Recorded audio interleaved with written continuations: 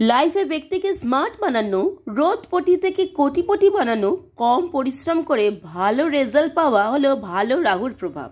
বর্তমান রাহু সব থেকে শক্তিশালী এবং ঐশ্বর্য ধনদাতা।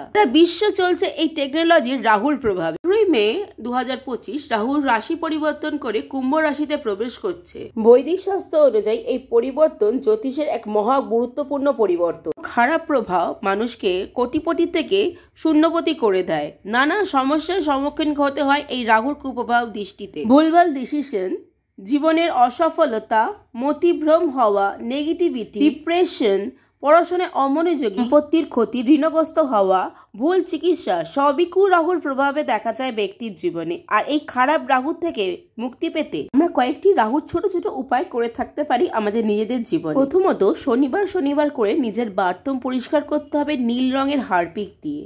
দ্বিতীয়ত, বাথরুমে একটি কাচের পাত্রে 1 টুকরো ফিটকিরি, 1 টুকরো কর্পূর, 9টি লবঙ্গ এবং কিছুটা সন্দক নুন রেখে দিতে হবে শনিবার সন্ধ্যায়। প্রত্যেক শনিবার সন্ধ্যায় এটিকে চেঞ্জ করতে হবে এবং এইটি ফ্লাশ আউট করে দিতে হবে বাথরুমের মধ্যে। বারবার বাধা আসছে, পড়াশোনায় অমনোযোগী, তারা 5টি ময়ূরের পালক পড়ার জায়গায় রেখে দিন।